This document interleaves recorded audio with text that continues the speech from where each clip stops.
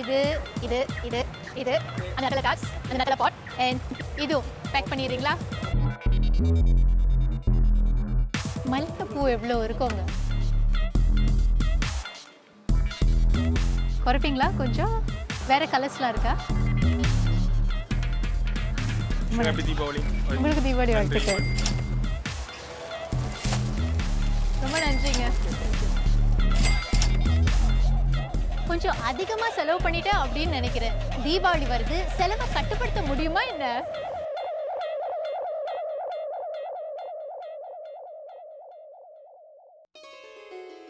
கிடுகிடுவென உயர்ந்து வரும் விலைவாசி. இப்படி இருக்கையில் தீபாவளி செலவுகளை கட்டுப்படியாக வைத்துக் கொள்ள முடியுமா? துணிங்க, இந்த இந்த பலகாரங்க அதெல்லாம் நாங்கள் பட்ஜெட்குள்ளே நம்ம பார்த்துக்குறோம். விலைவாசி கூடன்னு சொல்லிட்டு நம்ம செலிப்ரேட் பண்ணாமல் இருக்க முடியாது. தீபாவளியை வருடத்துக்கு ஒரு முறை தான் வருது. ஸோ செலவுகளில் குறைக்கணுங்கிறது குறைக்க முடியாது. நம்ம தேவைப்பட்டு ஜாமான் வாங்க முடியும். சும்மாவே அனவசியமாக காசை செலவு பண்ணக்கூடாது. வருஷம் இதையே தான் நாங்கள் பண்ணிக்கிட்டு இருக்கோம். ஸோ இதில் எனக்கு எதுக்கு நம்ம டென்ஷன் பண்ணிக்கணும்? தீபாவளி நம்மில் பலருக்கும் முக்கியமான ஒரு பண்டிகை. சில வேளைகளில் கொண்டாட்டங்கள் மிக பிரம்மாண்டமாக இருக்கக்கூடும். ஒரே ஒரு நாளுக்காக இவ்வளவு செலவு செய்வது அனாவசியம் என்று சிலர் நினைப்பதும் உண்டு. எப்படி இருந்தாலும் உயர்ந்து கொண்டே இருக்கும் விலைவாசியை கொண்டாட்டங்களின் போது எவரும் மறந்துவிடக்கூடாது. அண்மை ஆண்டுகளில் கிடுகிடுவென உயர்ந்துள்ள விலைவாசி தணிந்த பாடில்லை. விலைகள் உயர உயர பணத்தை எப்படி செலவிடுகிறோம் என்பதில் கவனம் தேவை.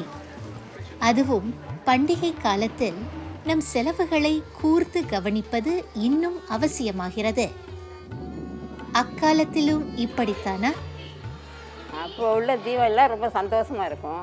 எல்லா பிள்ளைகளாம் வாங்க, எல்லாம் உட்காருங்க, பாடுங்க, சந்தோஷமாக கொண்டாடுங்க அப்படின்ட்டு.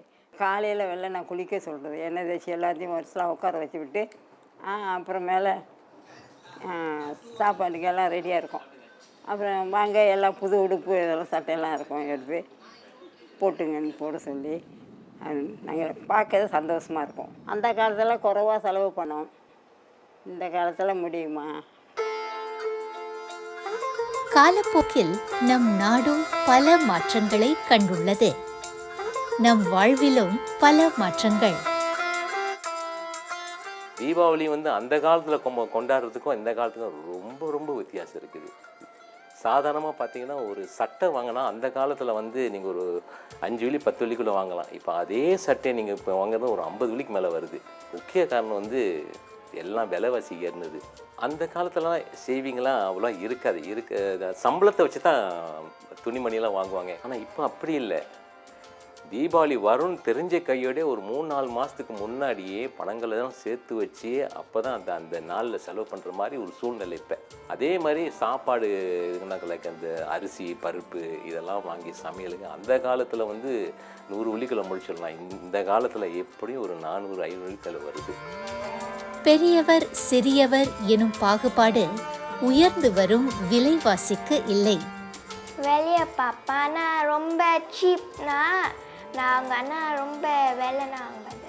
நான் தீபாவளி சட்டை வாங்க போனேன்னா அது அழகாக இருக்குன்னு பார்ப்பேன். ஆனால் ப்ரைஸ் சம்டைம்ஸ் தான் பார்ப்பேன். வாழ்க்கை தரம், கல்வி, வேலை வாய்ப்புகள், சம்பளம், வீடு, சுகாதார பராமரிப்பு, இப்படி பல முன்னேற்றங்கள் இருந்தாலும் உயரும் விலைவாசியை சமாளிப்பது சற்று கடினம்தான். அதுவும் புதுமண தம்பதிகளுக்கு இது பெரும் சவாலாக அமையலாம். சிங்கிளாக இருக்கும்பொழுது நம்ம தீபாவளி ரொம்ப காஸ்ட்லாம் நம்ம ரொம்ப பார்க்க மாட்டோம். நம்ம ஃபன் தான் ஃபன். தீபாவளினாலே என்ன எக்ஸைட்மெண்ட்னா சாப்பிட்லாம், நிறைய சாப்பாடு இருக்கும், அப்புறம் நிறைய துணிமணி வாங்கலாம். Yeah, so cost பற்றி we don't really think about it.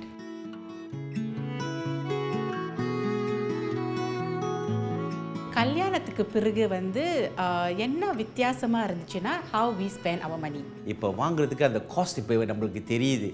ஏன்னா இப்போ நம்ம வீடுக்கு நம்ம புது வீடு வாங்குகிறோம், ரெனோவேஷன் செய்கிறோம், எல்லாமே சேவ் பண்ணுறோம். ஆனால் தலை தீபாவளி மட்டும் கொஞ்சம் காஸ்ட்லியாக இருந்துச்சு. இன்னும் கொஞ்சம் கூடுதலாக வாங்கணும், அதில் கொஞ்சம் காஸ்ட்லியாக இருந்துச்சு. இவ்வாண்டு தீபாவளியை சிக்கனமாக கொண்டாடுவது, இதுவே இந்த இளம் தம்பதியரின் திட்டம். முதல்ல வந்து எங்களுக்கு வீட்டில் வந்து நிறைய டெக்கரேஷன்ஸ் இருக்குது. So we're going to reuse that. And அப்புறம் நாங்கள் வந்து நான் பேக் பண்ண போகிறேன். I will try. Maybe cornflakes, no kueh mamur, kueh tar, அதெல்லாம் ரொம்ப complicated. அதெல்லாம் வாங்கலாமே. No, we have to cut the cost. அப்புறம் வந்து clothes, அது வந்து நாங்கள் ஆன்லைன்லேயும் பார்க்கலான்னு ஒரு பிளானிங் வச்சுருக்கோம். Maybe it's cheaper. Let's just see. இந்த வருஷம் தீபாவளி பட்ஜெட் 500 வெள்ளி. முடியுமா? தீபாவளிக்கு முன்னதாக சவாலை வெற்றிகரமாக முடிப்பதில் இவர்கள் மும்முரமாக இறங்கிவிட்டனர். நாமும் பண்டிகை குதூகலத்தில் திளைக்க தீபாவளி சந்தைக்கு சென்று வருவோமா? கண்கவர் ஆடைகள், விதவிதமான பலகாரங்கள், வித்தியாசமான அலங்காரங்கள், எங்கு திரும்பினாலும் கொண்டாட்ட உற்சாகம், இவற்றையெல்லாம் உடனே வாங்கிட தோன்றும். ஆனால் விலைகளை பார்த்ததும் மனம் மாறலாம். அதிகமான விலைக்கு என்ன காரணம்?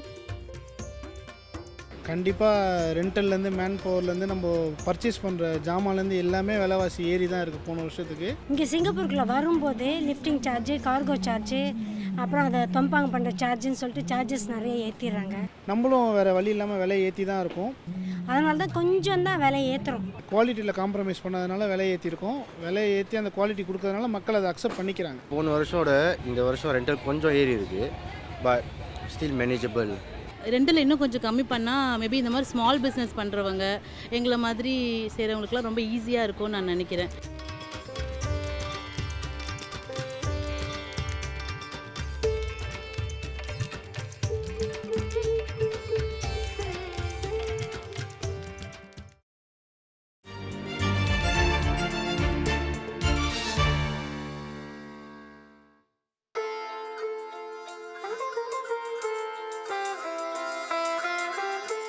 விலைவாசி உயர்வால் வாடிக்கையாளர்கள் மட்டுமல்ல, கடைக்காரர்களுக்கும் தலைவலிதான். கடைக்கான வாடகையும் அதிகரித்து கொண்டே போகிறது. நம்ம கேபிள் லைன் பஜார் போடும்போது நீங்கள் பார்த்தீங்கன்னா வந்து நிறைய காஸ்ட் இருக்குது. ஸோ நீங்கள் பார்த்தீங்கன்னா லேண்ட் காஸ்ட் இருக்குது, அது நம்ம கவர்மெண்ட்டுக்கு கட்டணும். அப்புறம் டென்டேஜ் காஸ்ட் இருக்குது, அப்புறம் எலக்ட்ரிசிட்டி, ஜெனரேட்டர், டீசல், அந்த மாதிரி எக்கச்சக்க காஸ்ட் இருக்குது. ஒரு கமிட்டி ஃபார்ம் பண்ணுவோம். அந்த கமிட்டியில் வந்து நான் பயஸ் பீப்புள், தட் மீன்ஸ் நம்ம கடைக்காரர்கள், கேபிள் லைனில் இல்லாத கடைக்காரர்கள் அந்த கமிட்டியில் இருப்பாங்க. ஸோ அந்த கமிட்டியை எப்படி டிசைட் பண்ணோன்னா, இந்த விலைகளை எல்லாம் எடுத்து மொத்தமாக எடுத்து இந்த வருஷம் எந்த ப்ராஃபிட்டும் இல்லாமல் எல்லா கடைகளுக்கும் பிரித்து கொடுத்துருக்கோம். லோக்கல் பிஸ்னஸை வந்து சப்போர்ட் பண்ணணுன்னு நான் மக்களை கேட்டுக்கிறேன். ஏன்னா வந்து நிறைய பேர் வெளியூர்லேருந்து வந்து கடையெல்லாம் போடுறாங்க. ஸோ அதில் போடுறதுனால நிறைய பேருக்கு பாதிப்பு ஏற்படுகிறது. அதனால் லோக்கல் பிஸ்னஸ் சப்போர்ட் பண்ணால் நன்றாக இருக்கும்.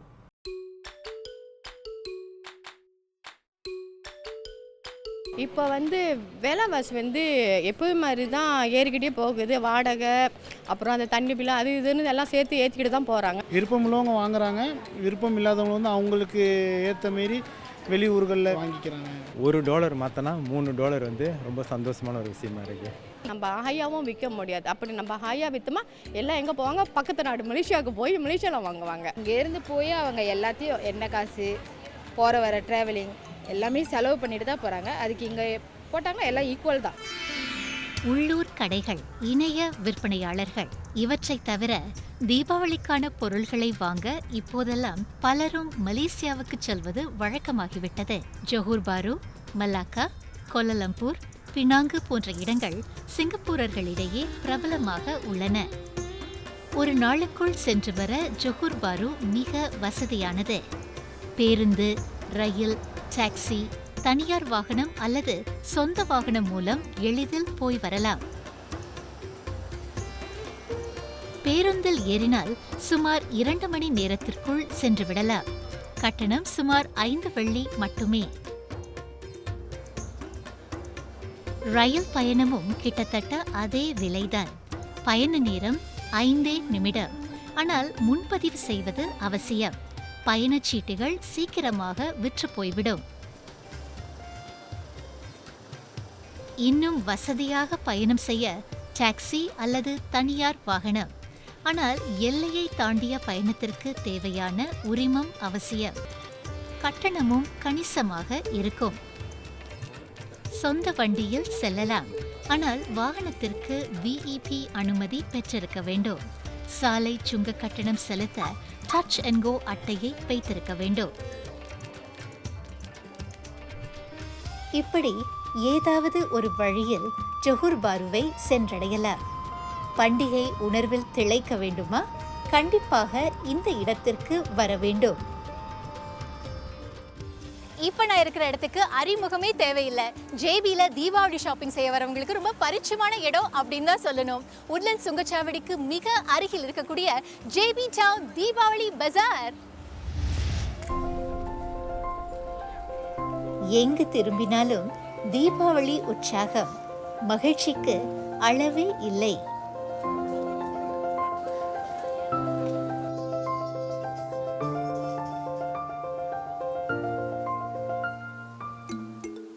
மழையை கூட இவர்கள் பொருட்படுத்தவில்லை.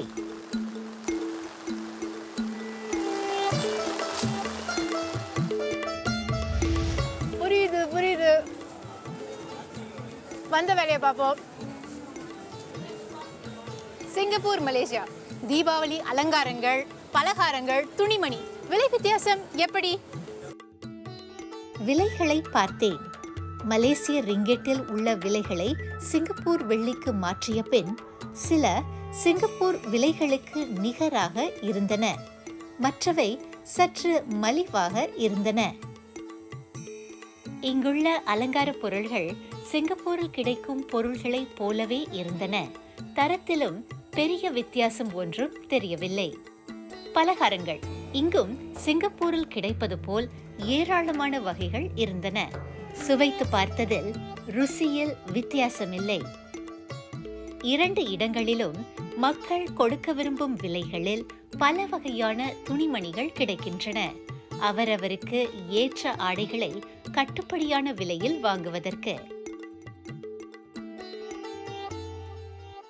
95% எங்கள் கஸ்டமர் சிங்கப்பூர் கஸ்டமர் தான். ரொம்ப பேர் வராங்க. பிகாஸ் நம்ம பக்கத்துலேயே முன்னுக்கே இருக்கும் இல்லையா விளையாடுதுமே. ஸோ அதனால் நம்மளுக்கு சிங்கப்பூர் கஸ்டமர்ஸ் ரொம்பவே நிறைய, ஜேபி கஸ்டமர் கூட. இங்கே தான் வந்து ஜாமான், அவங்களுக்கு பிடிச்சமான ஐட்டங்கள், பிஸ்கட்டு, அந்த தீபாவளி டெக்கரேஷன் ஜாமான், லைட்ஸுங்க, உடுப்புங்க, ஸோ நிறைய பேர் வருவாங்க. ஆனால் இதுக்காக மட்டும்தான் சிங்கப்பூரர்கள் இங்கே வராங்களா? நான் இங்கே சந்திச்சவர்களிடம் கேட்டு தெரிஞ்சுக்கும் வாங்க.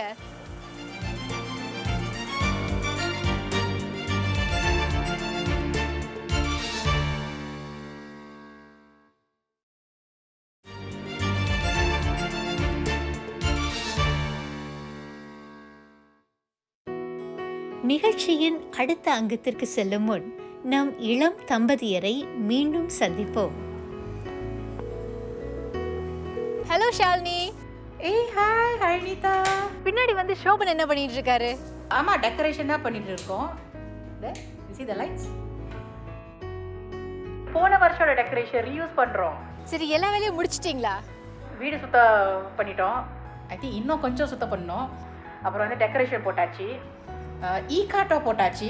அது வந்து அவர் டெக்கரேட் பண்ணிட்டாரு. அந்த இ கார்ட் ஷாப்பிங் ஓகே. அந்த ஆன்லைனில் வந்து பார்த்து வச்சுருக்கோம், இன்னும் வாங்கலை. அப்புறம் இந்த வீக்கெண்ட் வந்து நான் கான்ஃப்ளெக்ஸ் செய்ய போகிறேன். தீபாவளிக்கு இன்னும் கொஞ்ச நாள் தான் இருக்கு. அதுக்குள்ள எல்லா வேலையும் முடிச்சிட முடியுமா? கேரளா. சரி, டேக் கேர் பண்ணுங்க. All the best. Thank you, see you, bye.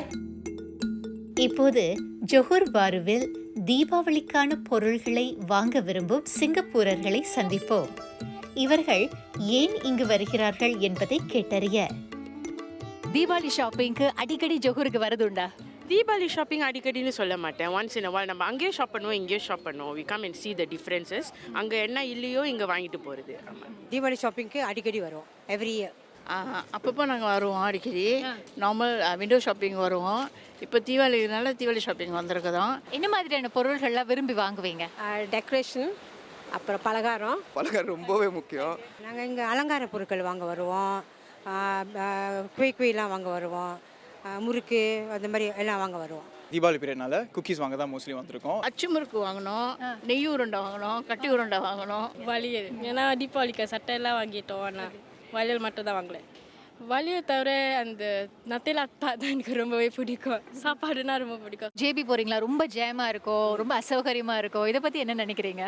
அதான் வந்து அந்த ஆப்பில் செக் பண்ணோம்ல விட ஜேம் இருக்கலன்னு, அதான் செக் பண்ணிவிட்டு அப்போ போனால் வந்து ஓகேலா, இல்லாட்டினா மாட்டினா அவ்வளோதான். போன வாரம் வந்தோம், சிங்கப்பூருக்கு இங்கே வர்றதுக்கு 1 hour ஜாமில் மாட்டினோம். இன்னைக்கு காலையில் வரும்போது ஒரு 1 hour ஜாம் இருந்துச்சு.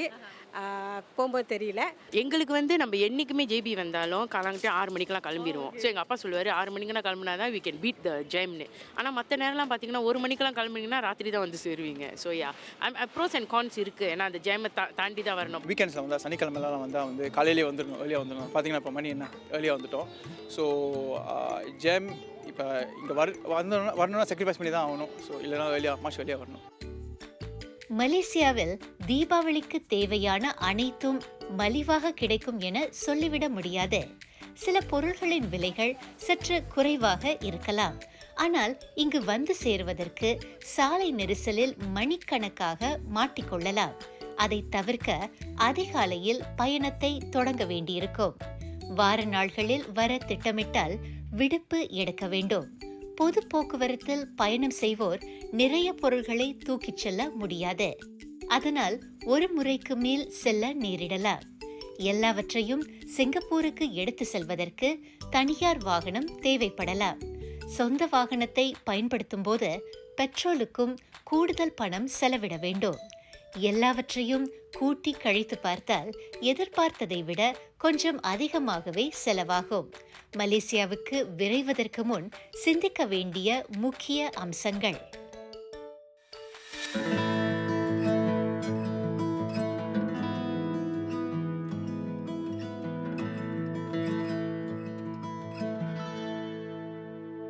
இப்போ ஷாப்பிங், ஓகே, ஆன்லைன் ஷாப்பிங் நிறைய ரிசர்ச் பண்ணியிருக்கோம். அந்த வெப்சைட்டில் வந்து நிறையா சீப் க்ளோதிங்ஸ் இருக்குது. சூஸ் பண்ணது வந்து பார்ப்போமே. Come on. Pretty good prices actually. I saw something very unique, very nice. இது நல்லா தான் இருக்கு. Remember budget-ஓட ஒன்று தான் வாங்கலாம். $68. ஓகே. ஸோ இப்போ நம்ம செக் பண்ணி ஒரு லோக்கல் வெப்சைட் வந்து நம்ம வாங்கிடுவோம். So yeah, bye now done. Today is cornflakes making day. Okay, ingredients எல்லாம் வாங்கியாச்சு. The பானை is ready as well. நல்ல வேலை தங்கச்சியும் அம்மாவும் வாங்கி கொடுத்தாங்க. ஸோ செலவு மிச்சம். அம்மா 150 or 200? 150. சீனி இப்போ தேன் போடணும். ஆர்ம் ஒர்க் அவுட் கொஞ்சோண்டு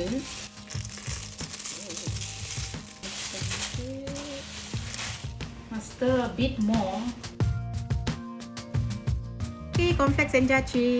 ஈகாஸ் யூஸ் பண்ணுறதுக்கு நிறைய டிசைன்ஸ் இருக்குது. சிம்பிளாக இந்த மாதிரி டிசைன்ஸ், ஓகே. ஸோ நம்ம வந்து கொஞ்சம் சிம்பிளாக பார்த்து நம்ம செஞ்சிடுவோம். இது நல்லா இருக்குது, யூனிக்காக இருக்குது, சிம்பிளாக யூனிக்காக. இப்போ வந்து தீபாவளி, ஸோ நம்ம வந்து தீபாவளி, ஸோ அதுக்கு மீனிங்கும் வெரி டீப்பான மீனிங். முதல்ல நம்ம ஃபோன்ஸை நம்ம வந்து தேடுவோம். That's nice. கொஞ்சம் சிரிச்சிட்டு செய்யலாம்ல. So everything is done here beautifully. For நம்மளுக்கு வந்து ரொம்ப அழகாக செஞ்சுருக்காங்க. So nice. எல்லாம் தயார். தீர்மானித்தபடி சிக்கனமாக இருக்க முடிந்ததா? இனிஷியலி நாங்கள் $500 பட்ஜெட்னு வச்சுருக்கோம். ஆனால் 2 நாளுக்கு முன்னாடி தான் நாங்கள் மறந்துட்டோம் ஹங்பாவ்னு ஒன்று இருக்குன்னு. அதான் ஸோ அதனால் அந்த பட்ஜெட் கொஞ்சம் கூடுதலாக வந்துச்சு. To me it's victory. ஏன்னா க்ளோதிங்ஸ் இருக்குல்ல, அதில் வந்து நாங்கள் ரொம்ப சேவ் பண்ணியிருக்கோம். இப்போ வந்து அவரோட க்ளோதிங் வந்து $90 ஒன்லி, என்னோட வந்து about $70 to $75. That is a big improvement. Greeting card வந்து நான் எல்லாம் நம்ம கேன்வாவில் தான் யூஸ் பண்ணுவோம். அழகாக நம்ம கிராஃபிக்கோட செஞ்சு வாட்ஸ்அப்பில் அனுப்பிக்குவோம். Yeah, and we're not buying the cards. It's making the cards and it's very fulfilling. இந்த வருஷம் வந்து கார்ன்ஃப்ளெக்ஸ் வந்து என் அம்மா வீட்டில் செஞ்சேன். We divided the cost.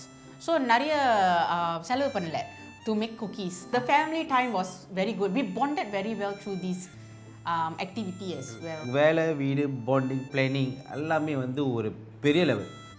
So இதில் வந்து தான் நம்மளுக்கு தெரிஞ்சிச்சு எவ்வளோ பாண்ட் நம்ம வச்சுருக்கோம். We got to know each other's strengths and weaknesses. So I think this budget thing was a good challenge. ஆரம்பத்தில் கடினமாக தோன்றலாம், புதிதாக யோசித்தால் சவாலை சமாளித்து விடலாம். விரலுக்கேத்த வீக்கம் என்பார்கள். கைக்கு அடக்கமாக செலவு செய்தால் கொண்டாட்டம் குறைந்து விடவா போகிறது? நான் ஹர்னிதா, எதிரொலி குழுவின் சார்பில் உங்கள் அனைவருக்கும் இனிய தீபாவளி நல்வாழ்த்துக்கள்.